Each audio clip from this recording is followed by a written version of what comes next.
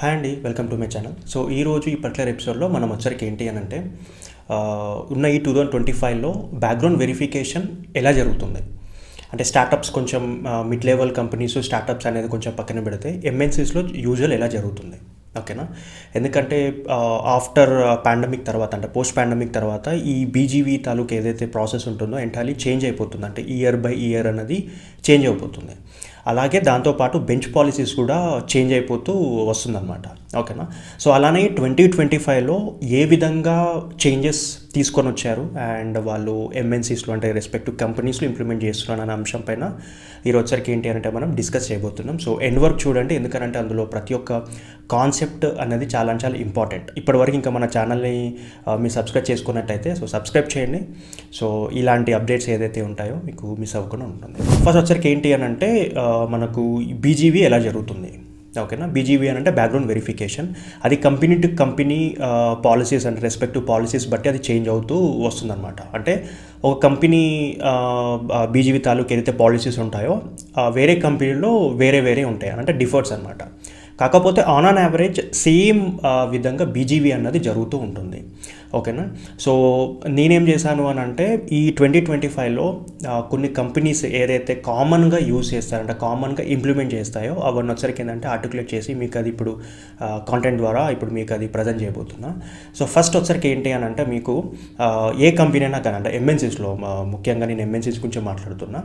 So ఏ company అయినా కానీ first of all వచ్చరికి ఏంటి అని అంటే ఈ రిక్రూటర్స్ ఏం చేస్తారు అని అంటే జాబ్ అప్లికేషన్స్ ఏదైతే ఉంటాయో అవి స్క్రీనింగ్ చేస్తూ ఉంటారు. That is nothing but screening.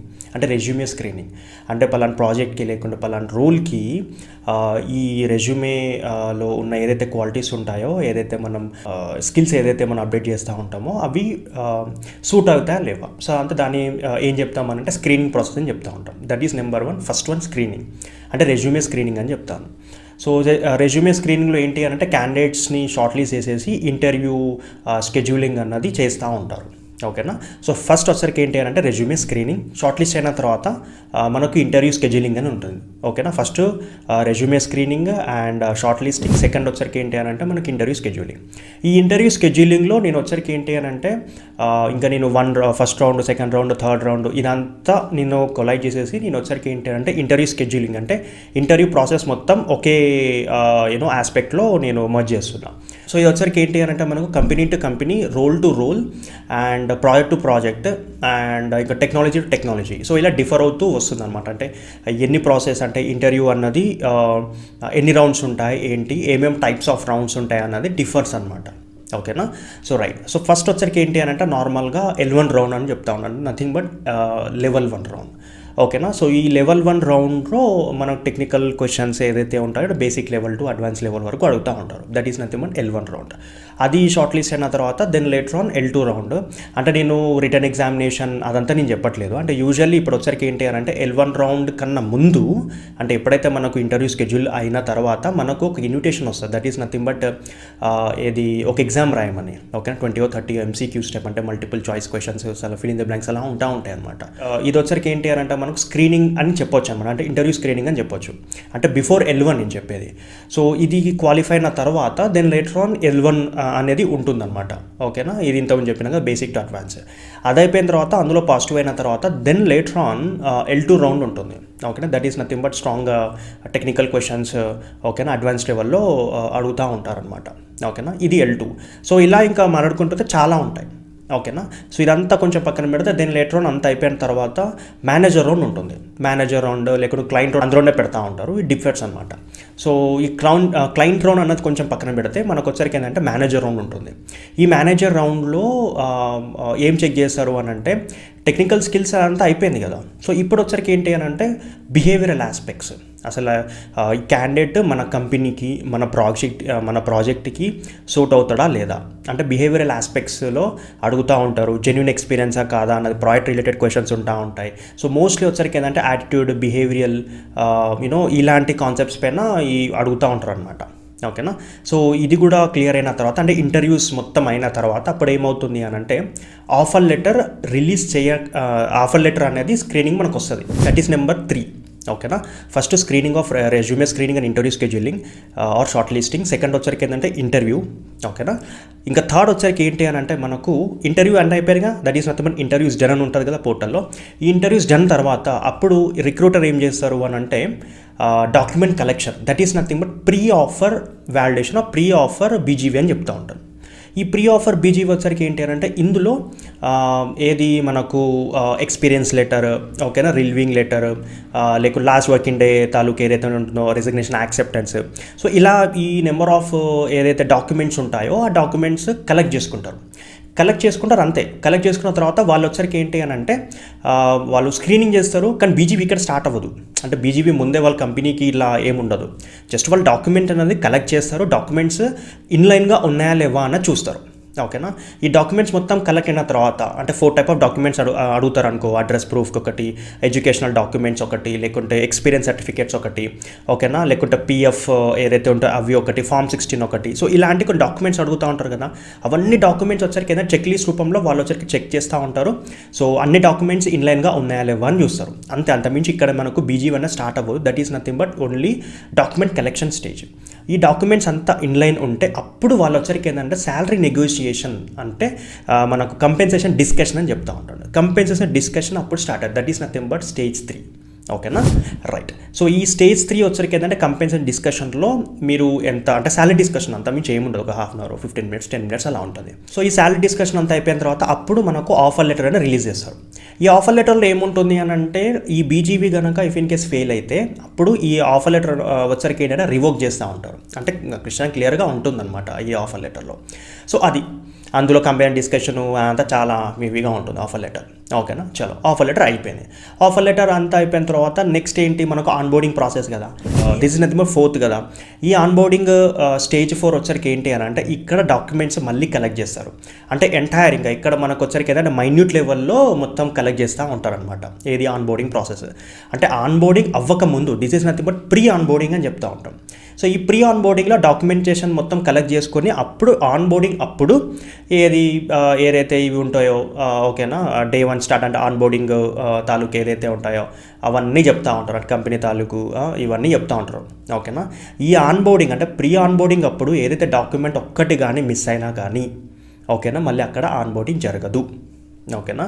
ఏదో 1 కేసులో ఇఫ్ ఇన్ కేసు మీరు హెచ్ఆర్కి మాట్లాడుకుంటే మేబీ ఒకవేళ టైం ఇస్తారు. అంటే కొన్ని మ్యాండేటరీ డాక్యుమెంట్స్ ఉంటాయి. ఆ మ్యాండేటరీ డాక్యుమెంట్స్ మీరు ఫర్నిష్ చేసే వరకు అంటే వాళ్ళకి సబ్మిట్ చేసే వరకు ఆన్బోర్డింగ్ జరగదు.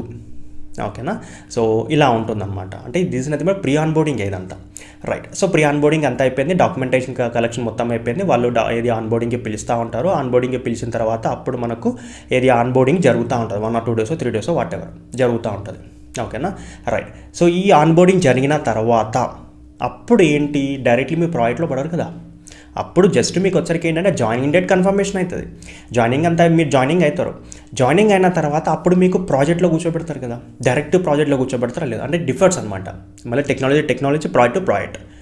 అప్పుడప్పుడు కొంతమందికి లక్ బాగుంటే direct without client interview direct వాళ్ళు ప్రాజెక్ట్లో ఆన్బోర్డ్ అవుతూ ఉంటారు. 5th వచ్చరికి ఏంటి ఇప్పుడు మీరు కంపెనీలో జాయిన్ అయిపోయారు.